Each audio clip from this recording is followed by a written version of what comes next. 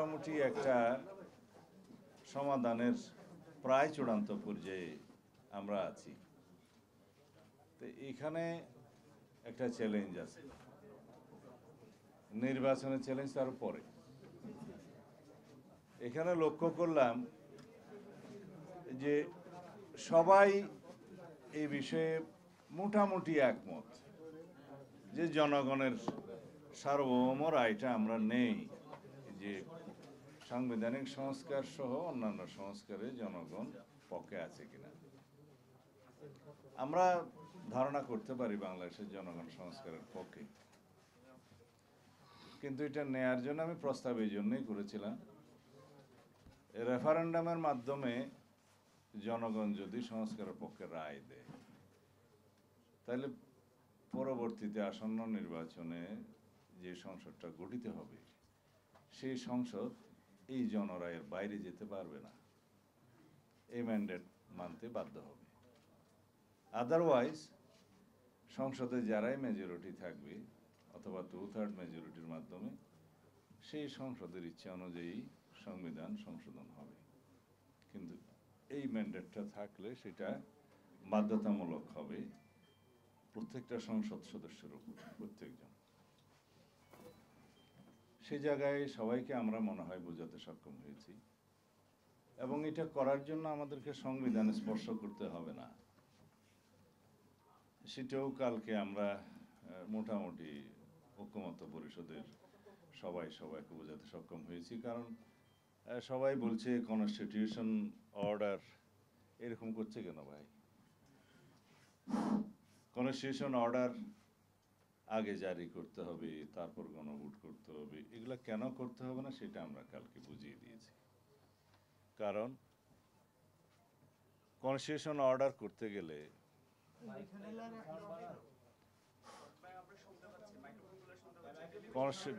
Constitution order করতে গেলে বা এক্সট্রা কনস্টিটিউশনাল অর্ডার করতে গেলে এখতিয়ারের প্রশ্ন আসবে, ফোরামের প্রশ্ন আসবে, কার এখতিয়ার আছে, কোন ফোরামের এখতিয়ার আছে, সেই প্রশ্নগুলোকে আমরা অ্যাভয়েড করতে পারবো এখন এই প্রক্রিয়ার মধ্য দিয়ে। এবং কনস্টিটিউশন অর্ডার জারি করার মধ্য দিয়ে একটা সাংবিধানিক সংকট সৃষ্টি হওয়ার যে সম্ভাবনা ছিল সেখান থেকে আমরা বেরিয়ে আসতে পারব। রাষ্ট্রীয় সংকট শুরু হওয়ার একটা সম্ভাবনা যেটা থাকবে, বা বিচার বিভাগ সেটা অগ্রাহ্য করার যে সম্ভাবনা থাকবে, সেখান থেকে আমরা বেরিয়ে আসতে পারবো। সেই সমাধানের জন্য আমরা কালকে এই প্রস্তাবগুলো করেছি।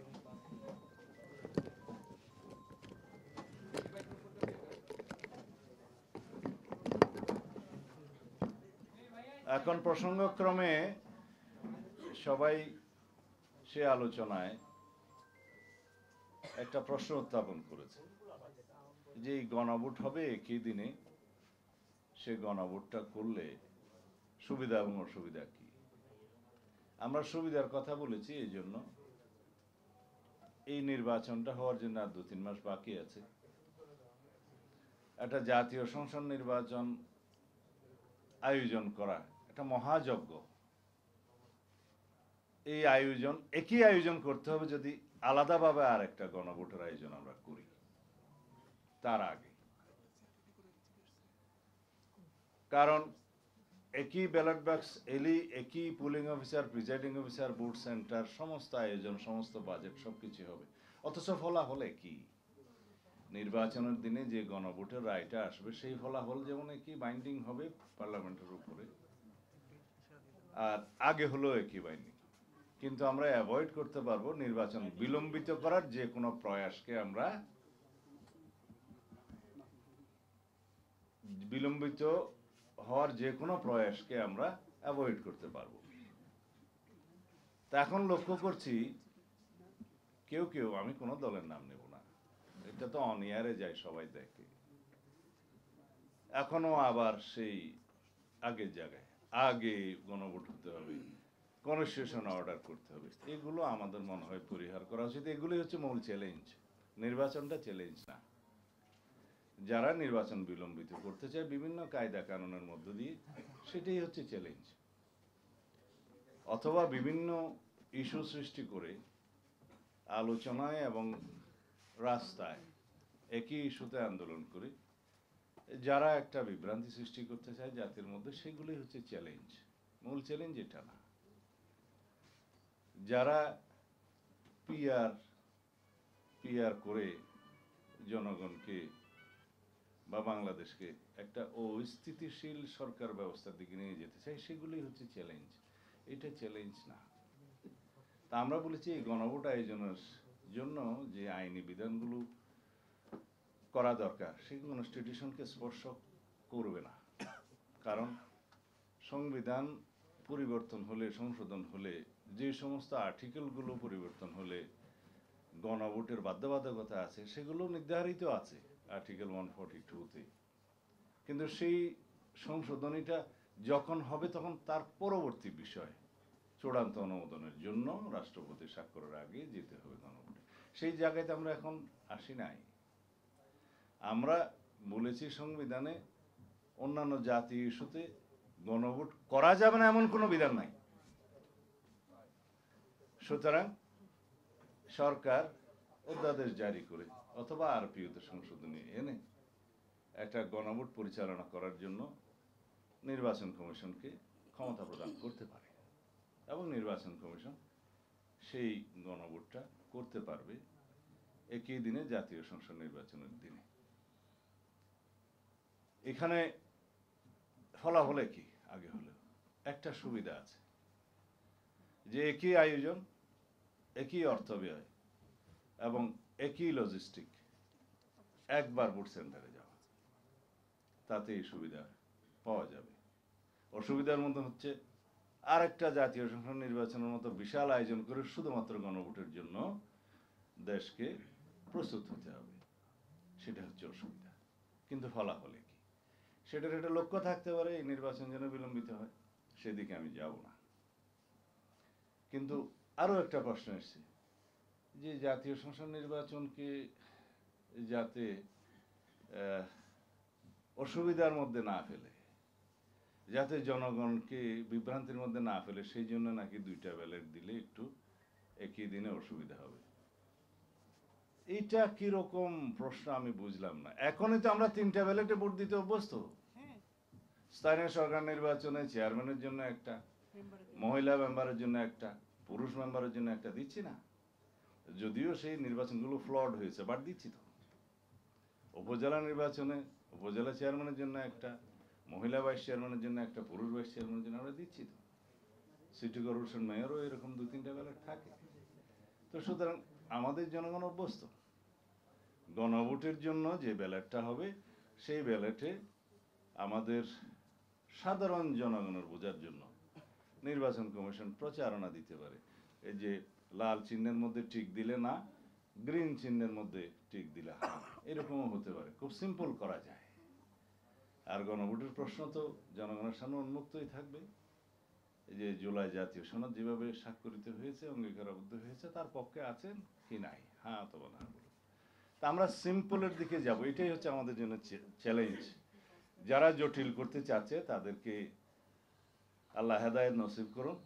আমাদের যেন জাতীয় জীবন আমরা একটা সুন্দর, সুষ্ঠু, নিরপেক্ষ, অবাধ জাতীয় সংসদ নির্বাচনের মাধ্যমে একটি রাজনৈতিক স্থিতিশীল সরকার পেতে পারি, রাষ্ট্র পরিচালনার জন্য স্থিতিশীলতা আনতে পারি, সেই জন্য আমরা সবাই দোয়া করতে পারি। তবে আজকের এই বিষয়ে এক লাইনও না বললে তো মান্না ভাই বলবে যে এই বিষয়ে কিছু বললেন না। এখন গুণগত মানসম্পন্ন নির্বাচনের জন্য আসলে কি প্রয়োজন, নির্বাচনের বিষয়গুলো কি, সাবজেক্ট কি, অবজেক্ট কি? জনগণ, ভোটার, নির্বাচন কমিশন, পলিটিক্যাল পার্টিস, আইন শৃঙ্খলা রক্ষাকারী বাহিনী, এই তো। আইন শৃঙ্খলা রক্ষাকারী বাহিনী 1 নম্বর বলি। বর্তমান পুলিশের যে অবস্থা, সবাই সন্দেহ পোষণ করে তাদের দিয়ে এই নির্বাচন সুষ্ঠুভাবে সম্পন্ন করা সম্ভব হবে কিনা। হ্যাঁ, এই বিষয়ে সবার একটু প্রশ্ন আছে, কারণ পুলিশ বাহিনীর টোটাল মোরালটা এখনো সেই আগের জায়গায় ফেরত আসেনি। কিন্তু তাদের সহায়তার জন্য 1 লক্ষেরও বেশি সেনাবাহিনীর সদস্যগণ কাজ করবেন সেটা ইতিমধ্যে সেনাপ্রধান এবং সরকার প্রকাশ করেছে। তথ্য তাদেরকে সেই বিষয়ে ট্রেনিংও দেওয়া হচ্ছে। পুলিশ বাহিনীর বাইরেও যেগুলো সহযোগী বাহিনী আছে, আনসার, বিডিপি সহ অন্যান্য, তাদেরও প্রশিক্ষণ চলছে। কিন্তু আমি যেখানে গুরুত্ব দিতে চাই সেই বিষয়টা হচ্ছে জনগণ এইবার এত বেশি উদ্গ্রীব হয়ে আছে, উন্মুখ হয়ে আছে একটা সুষ্ঠু নির্বাচনের জন্য। তারাই মূল ভূমিকা পালন করবে। মূলত আইন শৃঙ্খলা রক্ষা বাহিনী হবে গৌণ, মুখ্য ভূমিকা পালন করবে জনগণ। যে এইখানে কেউ অনিয়ম করার চেষ্টা করলে জনগণই পাহারা দিবে। 3 নম্বর আসলো পুলিং এবং প্রিজাইডিং অফিসার। যদি রাজনৈতিক হস্তক্ষেপ না থাকে, প্রশাসনিক হস্তক্ষেপ না থাকে, যেহেতু নিউট্রাল গভর্নমেন্ট, এখানে পুলিং প্রিজাইডিং অফিসারের তো পক্ষপাতিত্ব করার সুযোগও নাই, দরকারও নাই। বাদ বাকি রইল জনগণ এবং রাজনৈতিক দল। জনগণ মানে ভোটার, আগেই বলে দিয়েছি। রাজনৈতিক দলের মধ্যে একজন বক্তা বললেন যে জোট করার জন্য, এই করার জন্য, সেই করার জন্য। এখন সেটা তো রাজনৈতিক দলগুলোর নিজস্ব ব্যাপার, পারস্পরিক ব্যাপার। জোট হোক বা না হোক, নির্বাচনে যখন সকল রাজনৈতিক দল অংশগ্রহণ করবে সেটা পার্টিসিপেটরি। তাদের প্রচারণা এবং অন্যান্য বিষয়ে নির্বাচন কমিশন আরপিও সহ আচরণবিধি যেভাবে সংশোধন করেছে, সেই ব্যবস্থার মধ্যেই আমাদের অনেকগুলো চ্যালেঞ্জ আমরা সমাধান করতে পেরেছি। দ্যাট মিনস আগামী জাতীয় সংসদ নির্বাচনে পোস্টার লাগানোর ঝামেলা নাই, যেটা নিয়ে অনেক সময় সমস্যা হয়। সেখানে ব্যানার হবে এবং পরিবেশ বান্ধব ব্যানার হবে, কাপড়ের ব্যানার হবে ইত্যাদি। আরো কিছু বিধিবিধান করা হয়েছে আচরণ বিধিতে, যেগুলো কঠোরভাবে মানা হবে। তো বাকি রইল যে সমস্ত ফেসিবাদী শক্তি নিষিদ্ধ ঘোষিত হয়েছে, তাদের কর্মকাণ্ড কি হবে, বা দেশি বিদেশি যে একটা চক্র আছে বাংলাদেশে অস্থিরতা সৃষ্টির জন্য, তাদের তৎপরতা কি হবে। This is the main challenge. এতক্ষণ আপনারা বোধহয় সেই বিষয়ে আলোচনা করেছেন। বাংলাদেশে একটা সুষ্ঠু নির্বাচন যাতে অনুষ্ঠিত না হতে পারে, সেই জন্য পতিত ফ্যাসিস্ট গোষ্ঠী তো, ফ্যাসিবাদী গোষ্ঠী তো চেষ্টা করবেই। কিন্তু এখনো পর্যন্ত তারা কি সেরকম কোনো সফলতা অর্জন করতে পেরেছে? না।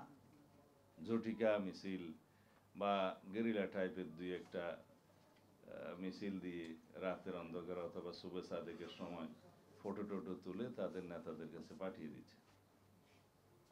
এখন শুভে সাদেকে মিছিল দিলে রাস্তায় তো কেউ থাকে না, সেই ফটো টোটো ভিডিও টিডিও দিয়ে কৃতিত্ব নেওয়ার চেষ্টা করছে। কেউ কেউ ভিডিওতে জুমে, কেউ দিল্লি থেকে, কেউ ফ্রান্স থেকে বয়ান টয়ান দিচ্ছে। এগুলো বাংলাদেশের মানুষ পাত্তা দেয় না। আমরা যদি ফেসিবাদ বিরোধী জাতীয় ঐক্যটা শক্তিশালী করি, সমুন্নত রাখি এবং এই গণতান্ত্রিক শক্তিটাকে আমরা সম্মান করি, আমাদের মধ্যে বিতর্ক হবে। কিন্তু আমরা যদি এই গণতান্ত্রিক ঐক্যটা, ফেসিবাদ বিরোধী জাতীয় ঐক্যটাকে সমুন্নত রাখি এবং শক্তিতে পরিণত করি, ইনশাআল্লাহ ভবিষ্যতে বাংলাদেশে ফেসিবাদের কোনো উৎপাত এবং উৎপত্তি দুটোই হবে না। তা আমি এটাকেই মূলত আমাদের চ্যালেঞ্জের প্রধান মনোযোগের জায়গা বলে মনে করি। আমরা সেটা সবাই সম্মিলিতভাবে সারা জাতি মোকাবেলা করবে। আশা করি আমরা সফল হব। আর সকল রাজনৈতিক দলের কাছে একটা অনুরোধ, যে আমরা যদি একটা অংশগ্রহণমূলক নির্বাচন করতে চাই, ফ্যাসিস্ট গোষ্ঠীর যে রাজনৈতিক দল হিসাবে তার বিচারিক ব্যবস্থা, সেটা যেন আমরা ত্বরান্বিত করার জন্য সবাই উদ্যোগ নেই। কয়দিন আগে আমি প্রেসে কথা বলেছিলাম যে সরকার এখনো পর্যন্ত রাজনৈতিক দল হিসাবে আওয়ামী লীগের বিচার করার জন্য, বিচারিক প্রক্রিয়া নিয়ে আসার জন্য কোনো উদ্যোগ নেয় নাই বা কোনো মামলা দাখিল করেনি। আজকে পত্রিকায় দেখলাম একটা উন্নতি হয়েছে। আইসিটি ট্রাইব্যুনালের চিফ প্রসিকিউটর একটা বিবৃতি দিয়েছে বা কোথাও কথা বলেছে যে আওয়ামী লীগের বিরুদ্ধে রাজনৈতিক দল হিসাবে মামলা দায়ের করার বিষয়ে তদন্ত শুরু করবেন। ভালো উদ্যোগ, তবে অনেক বিলম্ব হয়েছে। কারণ বিচারিক প্রক্রিয়ার মধ্য দিয়ে নির্ধারিত হওয়া উচিত বাংলাদেশের রাজনৈতিক দলগুলো কে দায়ী রাজনীতি করতে পারবে না, নির্বাচন করতে পারবে না। আমরা সবসময় বলেছি যে নির্বাহী আদেশের মধ্য দিয়ে রাজনৈতিক দল নিষিদ্ধ করার এই প্রথা, এই চর্চা হবে ভবিষ্যতের জন্য ভয়ঙ্কর। তো সুতরাং আগে জামায়াতে ইসলামের রাজনীতি নিষিদ্ধ করা হয়েছিল নির্বাহী আদেশের মাধ্যমে। বিএনপি প্রথম সবচাইতে প্রতিবাদ করেছে ভিগোরাসলি, মানে ইয়া কি হবে, আচ্ছা, আমরা প্রটেস্ট করেছি সেটা তখন। এখনো তারা যারা দাবি করছে অন্যান্য রাজনৈতিক দলের নিষিদ্ধ হওয়ার জন্য, সেটা তো আমরা প্রতিবাদ জানাই যে নির্বাহী আদেশের মধ্য দিয়ে রাজনৈতিক দল নিষিদ্ধ করার এই চর্চা আমরা কখনো মেনে নেব না। তবে কোন রাজনৈতিক দলের বিরুদ্ধে মানবতা বিরোধী অপরাধ অথবা যুদ্ধ অপরাধ অথবা গণহত্যার মতো অপরাধ, যেটা আর্টিকেল 47-এ আছে কনস্টিটিউশন, এরকম যদি অভিযোগ থাকে, তার প্রেক্ষিতে আইন সংশোধিত হয়েছে, আগে সংশোধিত ছিল না। সেই সংশোধিত আইনের মধ্যে তাদেরকে অভিযোগ নিয়ে এসে বিচার করা যায়, সেটা আদালত নির্ধারণ করবে। আর সবাই বলে যে এটা জনগণের বিষয়। জনগণ তো 5ই আগস্ট বিষয় জানিয়ে দিয়েছে যে এই দেশে ফ্যাসিবাদী শক্তির কোনো রাজনীতি তারা চায় না। জনগণের বিষয় নির্ধারিত। জনগণ আরেকটা প্রক্রিয়ায় তাদের রায় দেয়, সেটা হচ্ছে নির্বাচন। তো সুতরাং অভ্যুত্থানের শক্তিটা বেশি।